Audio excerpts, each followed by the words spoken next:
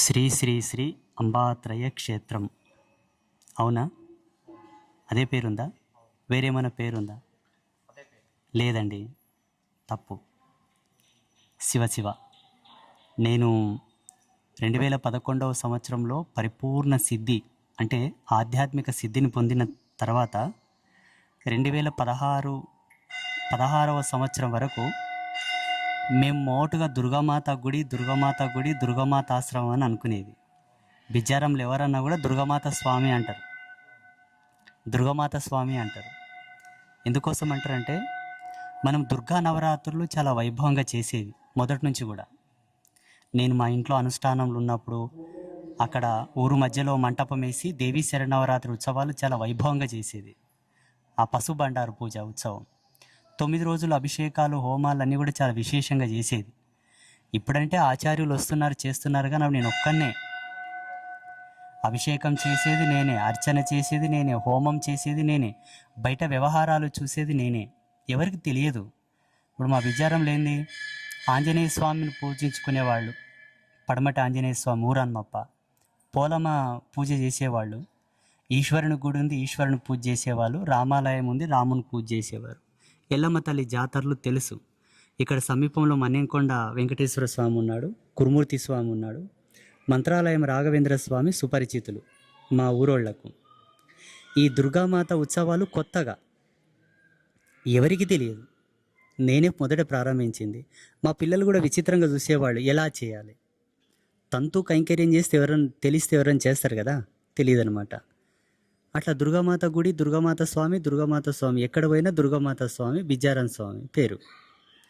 2014వ సంవత్సరంలో నేను అమ్మవారికి ప్రశ్న వేశాను, విశేషవంత నామధేయాన్ని నువ్వే పలుకు, గొప్ప పేరు, చరిత్రలో నిలిచిపోయే పేరు, శాస్త్ర సిద్ధాంత ఖ్యాతి గడించేటటువంటి పేరు, శాస్త్ర సమ్మతమైన పేరు, నీ మనసుకు నువ్వు ఒప్పిన పేరు ఇవ్వని 2014లో ప్రశ్న వేస్తే 2016వ సంవత్సరంలో పలుకొచ్చింది. ఎన్ని సంవత్సరాలే? 14 మొత్తం పోయింది, 15 మొత్తం పోయింది, 16వ సంవత్సరంలో వచ్చింది. ఏమీని? శ్రీ శ్రీ శ్రీ అంబా త్రయ క్షేత్ర అని వచ్చింది. అవునా? అలా రాగా ఆ అంబాత్రయ క్షేత్రం అనే పేరును ఓం ఐం హ్రీం క్లీం చాముండాయే విచ్చే మొదట మంత్రం చెప్పి తర్వాత క్షేత్రనామం. 1,000,000 సార్లు మంత్రం చెప్పాలి, 1,000,000 సార్లు క్షేత్రనామం చెప్పి అమ్మవారికి దారాదత్తం చేస్తాం. ఆ మంత్రాన్ని, ఆ నామాన్ని, మంత్రయుక్తమైనటువంటి క్షేత్రనామానికి వైభవం ఎక్కువ, కళాకర్షణ ఎక్కువ, మహిమలు ఎక్కువ. అలా 1,000,000 సార్లు జగదంబలకు మూలమంత్ర సహిత క్షేత్రనామాన్ని పట్టాభిషేకం చేశాను నేనే. దానికి సాక్ష్యం, కర్త, కర్మ, క్రియ నేనే, ఎవరు లేరు. అప్పటి నుంచి అంబాత్రయ క్షేత్రం. తర్వాత ఒక స్వామీజీ వచ్చారు కర్ణాటక నుంచి. ఆయన వచ్చి, ఇక్కడ ముగ్గురమ్మలు ఉన్నారు కదా, ఆ ముగ్గురమ్మలకు కేంద్రకంగా 3 శక్తులకు నిలయంగా త్రిశక్తి పీఠమని అన్వయం చేద్దాము అని ఆయన సలహా ఇచ్చాడు. మాకు తెలియదు, నేను అనుకోలేదు కూడా. త్రిశక్తి పీఠం అనే పదమునకు ప్రతిష్ట ఎక్కువ ఉంటుంది. మన భారతీయులు బాగా నమ్ముతారు. ఇప్పుడు శారదా పీఠం ఉన్నది శృంగేరి, చతురామ్నాయ పీఠాలు ఉన్నాయి. పీఠం అనే పేరుకు, మఠం అనే పేరుకు అన్వయం ఎక్కువ ఉంటుంది, ప్రతిష్ట ఎక్కువ ఉంటుంది, గౌరవం ఎక్కువ ఉంటుందని వారు త్రిశక్తి పీఠంగా మీరు అంబాత్రయ క్షేత్రము త్రిశక్తి పీఠం అని రిజిస్టర్డ్ చేయండి అని చెప్పారు. ఆ స్వామీజీ చెప్పిన తర్వాత శ్రీ శ్రీ అంబాత్రయ క్షేత్రం త్రిశక్తి పీఠం ట్రస్ట్ చేశాం. ట్రస్ట్ ఫామ్ అయిపోయింది, ట్రస్ట్ నంబర్ కూడా వచ్చింది. ఇప్పటికీ ఆ ట్రస్ట్ మీదే మన గుడి నడుస్తుంది మొత్తం.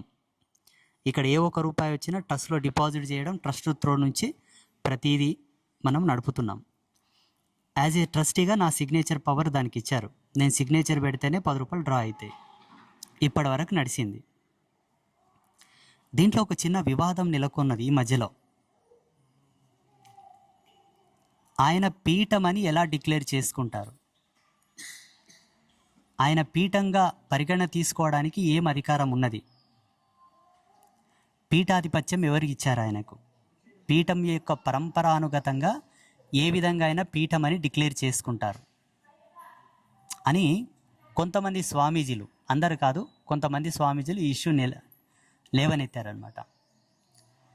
అంటే ఆ స్వామీజీల దృష్టి ఎలా ఉంటుందంటే, పీఠమని డిక్లేర్ చేసి పట్టాభిషేకం చేయాలంటే మేమే చేయాలి, మేమిస్తేనే ఆయన పీఠాధిపతి అవుతాడు, మేము ఇవ్వకపోతే ఆయన పీఠాధిపతి కాకూడదు అని ఒక ఆధ్యాత్మిక వారసత్వ అహంకారపు హక్కు.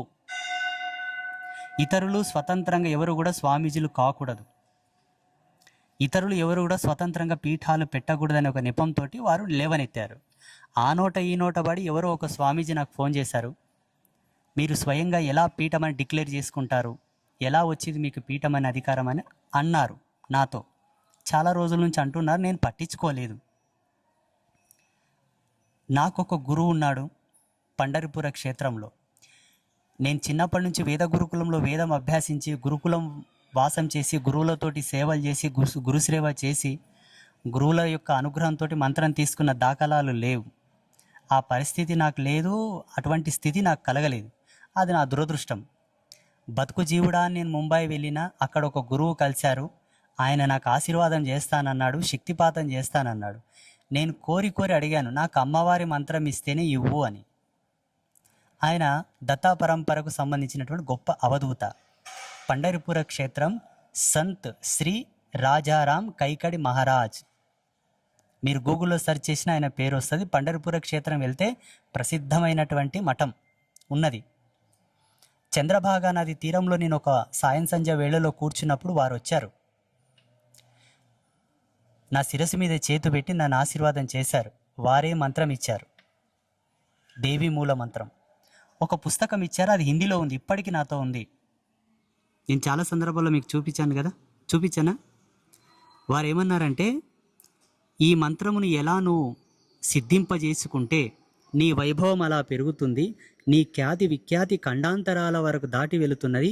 ఈ మంత్రమే నీకు సర్వం, ఈ మంత్రమే నీకు గురువు, ఈ మంత్రమే నీకు దైవం అని చెప్పారు. ఓన్లీ మంత్రధ్యానంతో మంత్రజపంతోనే సరిపోదు కాబట్టి అనుష్ఠాన విధితో కూడుకున్న ఒక పుస్తకం ఇచ్చారు. అందులో అంగన్యాస కరన్యాసాదులన్నీ ఉన్నాయి. కవచం ఉంది, అర్ఘళము, కీలకము, రాత్రి సూక్తము అన్నీ ఉన్నాయి. ఈ మంత్రమును జపిస్తూనే ఈ గ్రంథంలో ఉండేటటువంటి హోమ విధి కూడా ఉన్నది. అందులో హోమ విధి, పూజ విధి, లలితాంబిక యొక్క 64 ఉపచారముల యొక్క విధి ఉన్నది. మనం షోడశోపచార విధి చేస్తాం కదా, 64 ఉపచారములకు సంబంధించిన మంత్రములు ఉన్నాయి. దీనితో నువ్వు అమ్మవారిని పూజ చేసుకో, నీ నిత్య అనుష్ఠానం చేసుకో, ఈ మంత్రమును జపించుకో. ఈ జగతిలో నీకే నువ్వు సర్వం, నువ్వే సర్వం, అందరికీ నువ్వు అవసరం అవుతావు తప్ప నీకెవరు అవసరం లేదని చెప్పారు.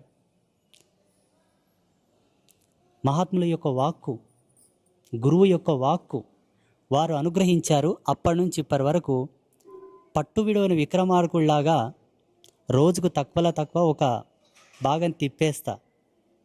మాలలు, మంత్రాన్ని అనుష్ఠానం అంటావా, నా ఊపిరి ఆగినాడే నా అనుష్ఠానం ఆగిపోతుంది.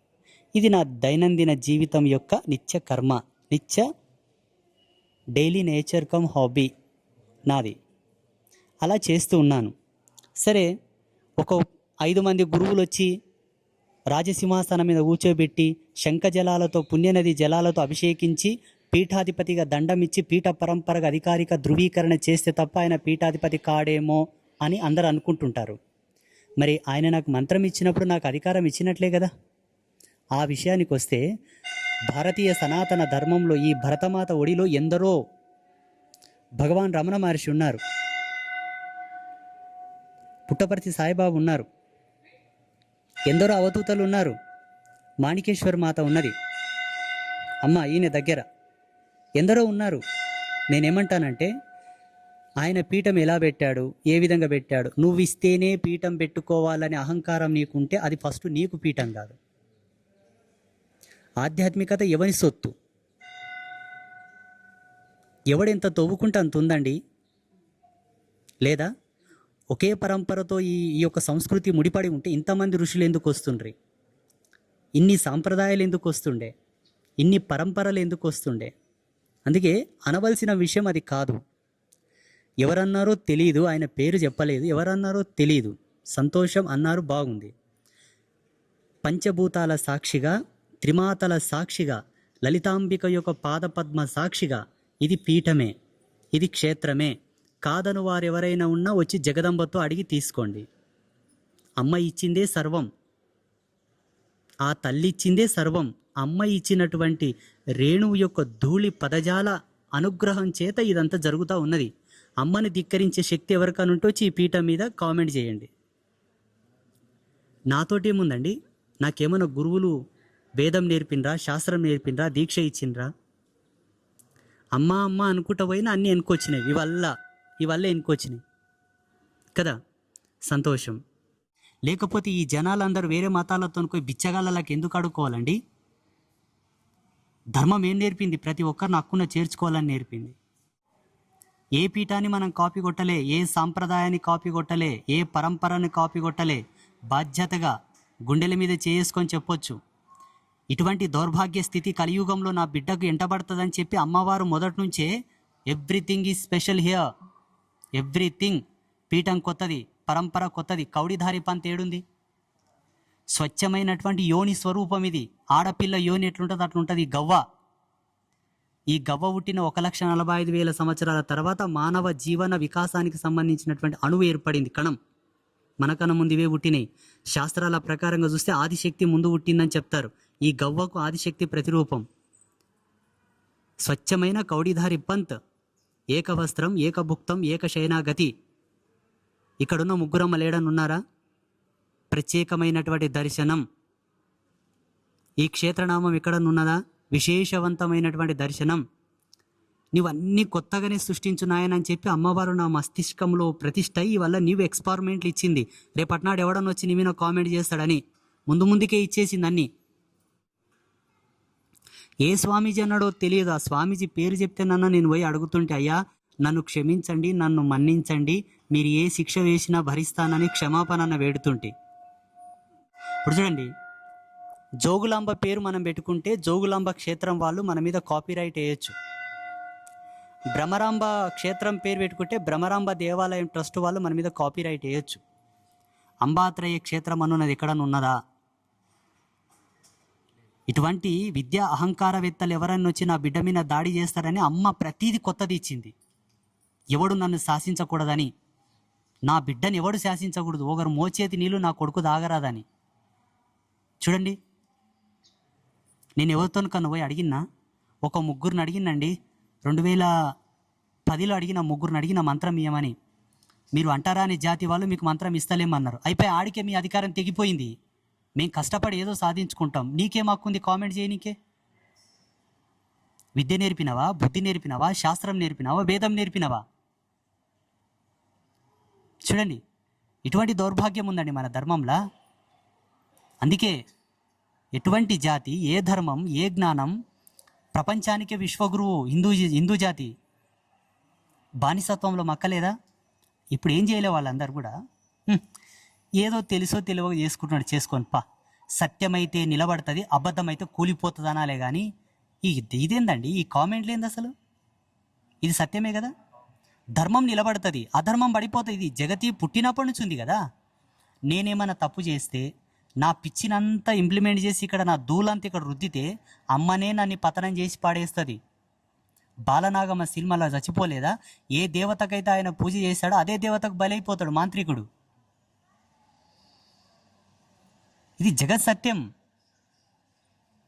నేను చాలా వీడియోలో చెప్పాను, అశాస్త్రీయం ఏమన్నా ఉన్నా, అధర్మం ఏమన్నా ఉన్నా, వేద ప్రమాణమునకు విరుద్ధం ఏమన్నా ఉన్నా ఎవరైనా వచ్చి నిరూపించండి అని చెప్పాను. లైవ్ చెప్పానా లేదా?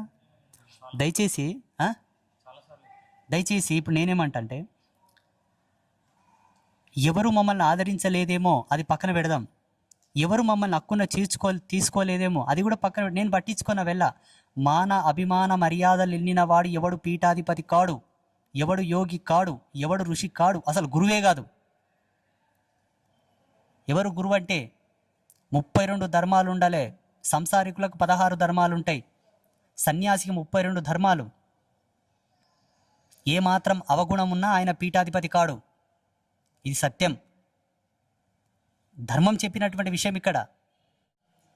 అందరూ గోవిందా గోవిందా అంటారు. గోవిందుడు వచ్చి ఏం కంప్లైంట్ చేయాలా? అడగలనా? అంటే నేనేమంటానంటే, నేను ఆ స్వామిని అడిగినా, ఏ స్వామి నా మీద కామెంట్ చేసినా ఆయన పేరు చెప్పు, ఆయన పీఠం చెప్పు, నేనే పోయి అడుగుతా. ఎక్కతకైతే సాష్టాంగ నమస్కారం చేసి, అయ్యా మీరు పెద్దవాళ్ళు, మీరు పూజ్యులు, మీరు గొప్పవాళ్ళు, మేము చిన్నోళ్ళం, తెలిసి తెలియక తప్పు చేస్తాం, మమ్మల్ని మన్నించండి. వాళ్ళ దృష్టిలో పీఠం అంటే కొన్ని మాత్రమే పీఠాలు, వేరే పీఠాలు కాదు. మేమిస్తేనే పీఠాధిపతి, వేరేవాడు నెగలడానికి అవకాశం లేదు, వేరోడు రాకూడదు అనే కోణంలో గనక అన్నారేమో. అట్లా అనవలసి వస్తే, అటువంటి అహంకారం మీకుంటే, నా తల్లి అమ్మ నేను పిలిస్తే పలుకుతుందనే నమ్మకం నాకున్నది. ఆ తల్లికి చెప్తా, మా పై పోయి చెప్తా, ఎవరోకి ఇట్లా అంటుంటారంట చూడమ్మా, మళ్ళీ ఎందుకు ఇచ్చినావు నాకు ఈ ఏసేమంతా అడుగుతా పోయి. ఒక గురువుని ఎవరు పంపమన్నారు నీకు? ఆయన నాకు మంత్రం ఎందుకు ఇచ్చాడు? ఒక పుస్తకం ఎందుకు ఇచ్చాడు? నేను 5వ తరగతి చదువుకున్నా, నాకు హిందీ చక్కగా రాకపోయినప్పటికీ తడబడుతూ కష్టపడి నేర్చుకొని ఇప్పుడు చండీ అనుష్ఠాన విధంతా కంఠస్థం చేసుకునేటటువంటి జ్ఞానం నాకెందుకు ఇచ్చావు? ఇదంతా చేయమని ఎందుకు చెప్పినావు? నేను చేశాను, చేసిన దాని మీద కామెంట్ చేస్తున్నా. ఇప్పుడు నువ్వేం చేస్తావని అడుగుతా పోయి, నువ్వేం చేస్తావని అడుగుతా. ఈ మాత్రం అధికారం నాకు లేదంటారా?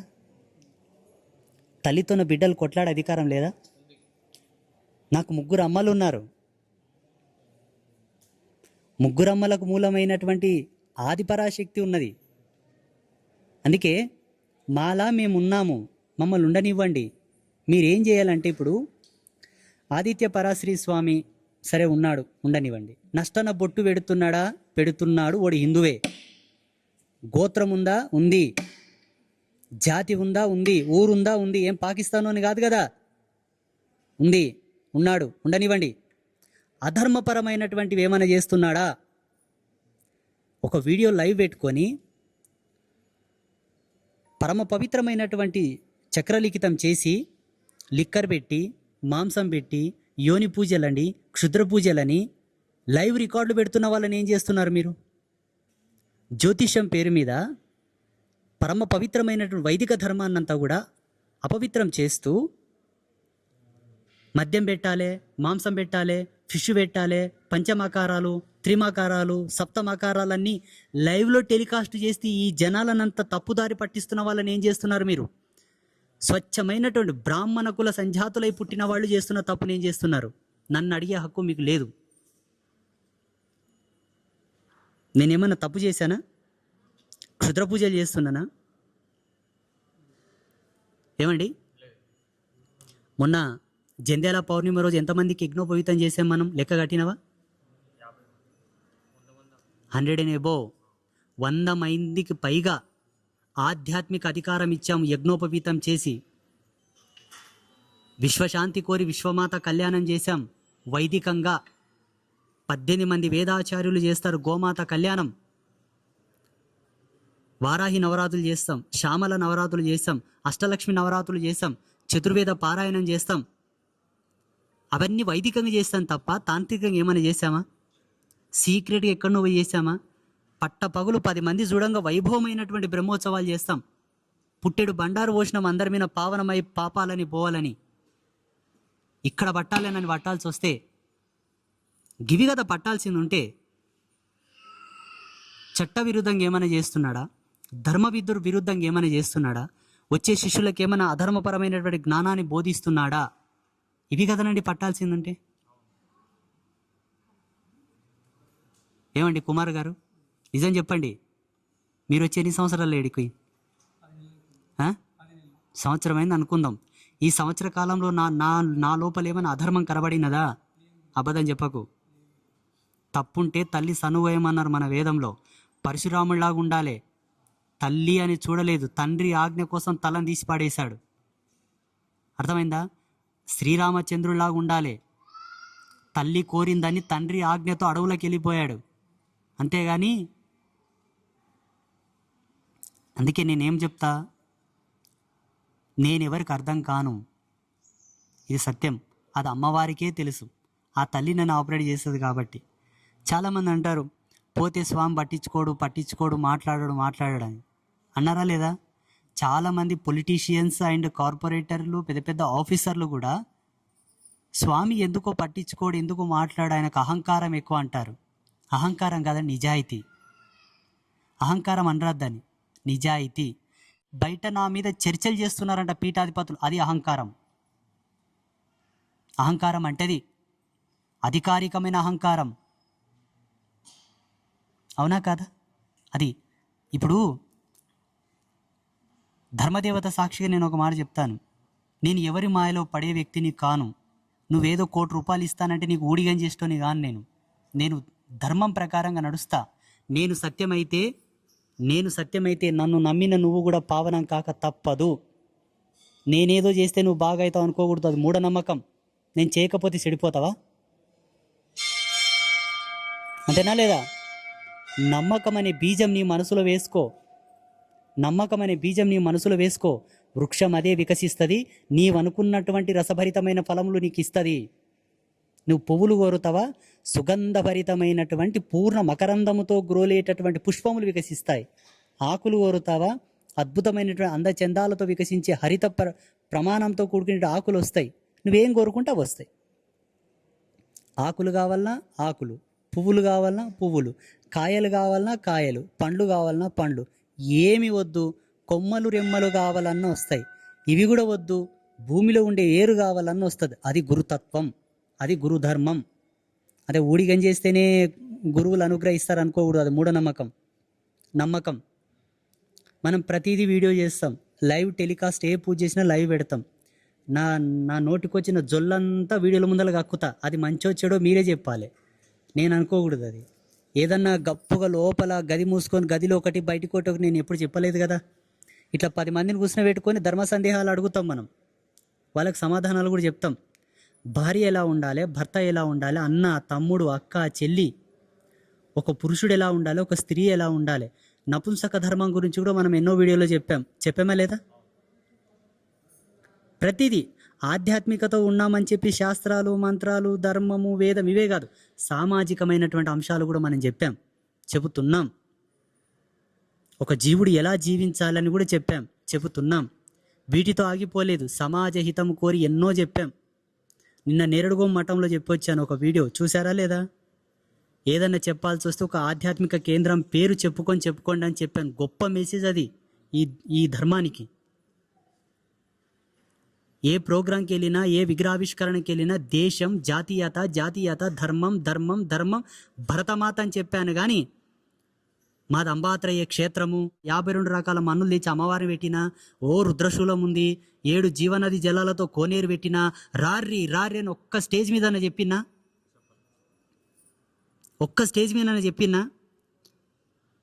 చెప్పాలంటే నాకు పెద్ద విషయం కాదు. అద్భుతమైనటువంటి అద్భుతాలు ఇక్కడ ఎన్నో ఉన్నాయి, ఎన్నో వీడియోలో చెప్పాను. ఈ పీఠంలో ఇంకా పీఠం అని వాడరాదేమో, సారీ, నారాయణ ఇప్పటి నుండి పీఠం అని కూడా రాదు. కంపక మంట పెట్ట ఎవరన్నా వచ్చి ఏం పీఠం అని ఎట్లకి వెళ్ళంటావంటే నాతోన్న సమాధానం. పీఠం అని కూడా అంటారు, తప్పైంది, ఐఎమ్ సారీ, తప్పైపోయింది, ఏమనుకోకండి. ఆ అధికారం మనకు లేదంట. పీఠం అని చెప్పుకునే అధికారం కూడా మనకు లేదంట. వాళ్ళు వచ్చి ఇస్తేనే మనం పీఠాధిపతులంగా ఉండాలంట. చెరువుల చేపకి ఈత ఎవరు నేర్పిండ్రో, గాలిలో ఎగిరే పక్షికి ఎగరనికి ఎవరు నేర్పిండ్రో, ప్రతీది నేర్పితేనే వస్తుందనే ధర్మం వాళ్ళకు ఉండవచ్చుగాక. నా సత్యం చెప్తాను, అవధూత తత్వం ప్రకారంగా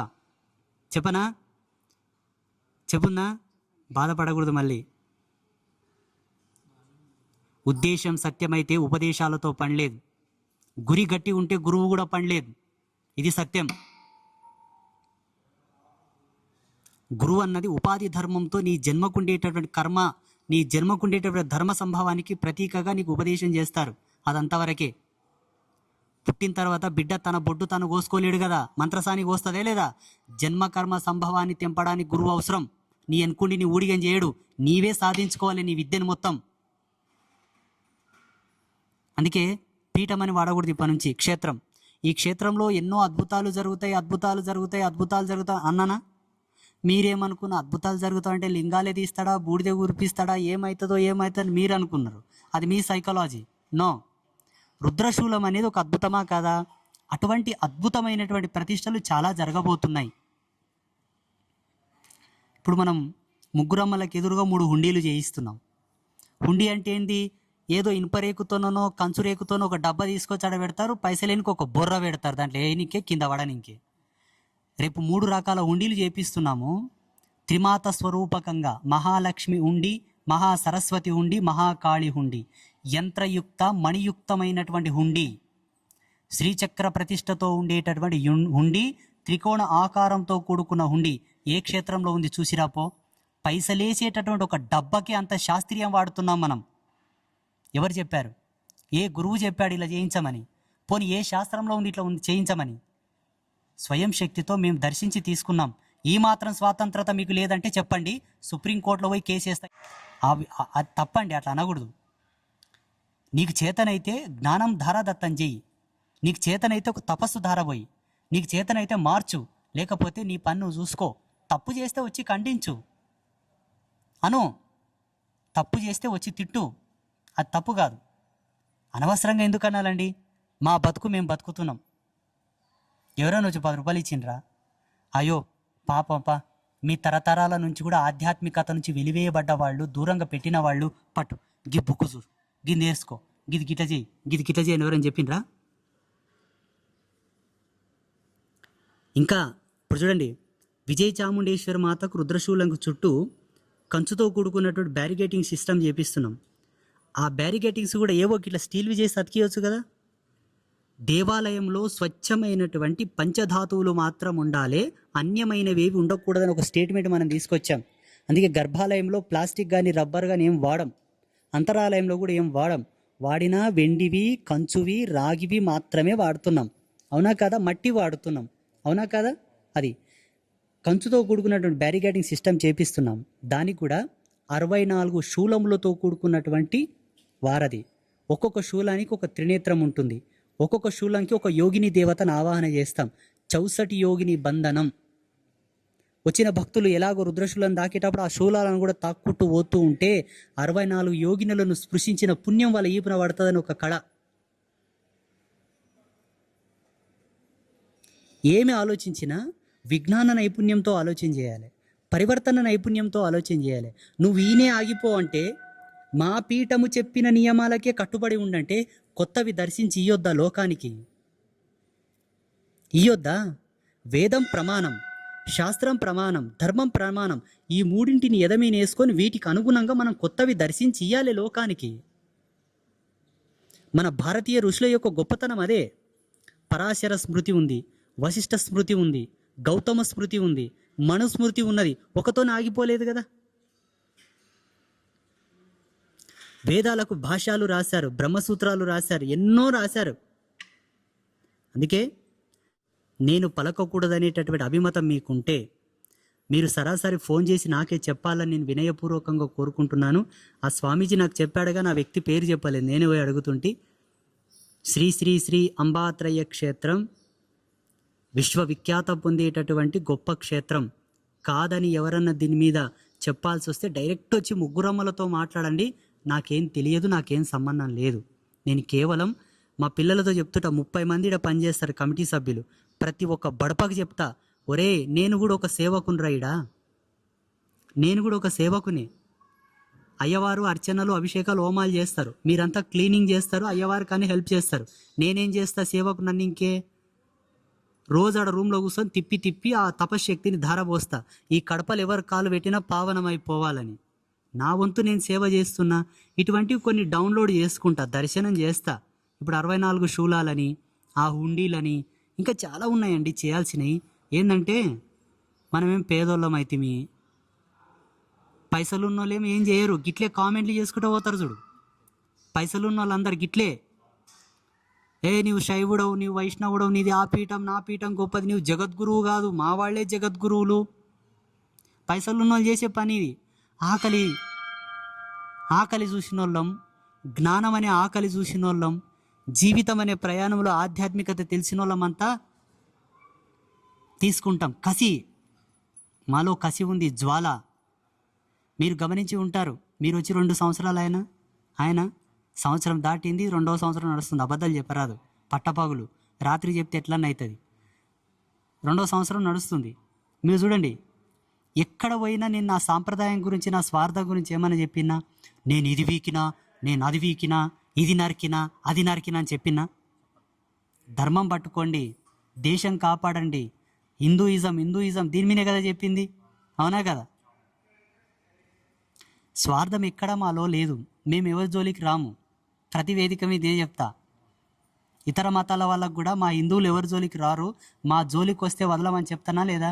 ఇప్పుడు కూడా నేను అదే చెప్తున్నా. నేను ఎవరి జోలికి రాను. ఏ సాంప్రదాయాన్ని నేనేమనను, ఏ పరంపరను నేనేమనను, ఏ మఠాన్ని పీఠాన్ని నేనేమనను. అనవలసినటువంటి శక్తి కూడా నాకు లేదు. నిన్నగాక మొన్న వచ్చిన చిన్న ఉండా నేనెంతటో నన్నింకే కొన్ని వందల సంవత్సరాల నుంచి కష్టపడి తపస్సు చేసి అనుష్ఠాన శక్తితో వాళ్ళ పూర్వపు గురువులు ధారపోసినటువంటి మఠాలు, పీఠాలు, పరంపరలు. నిన్నగాక మొన్నొచ్చి నేనేమన్నా నన్నింకే నేను అనను. కొత్తగా వస్తున్న స్వాములను కూడా ఎంకరేజ్ చేస్తానండి నేను.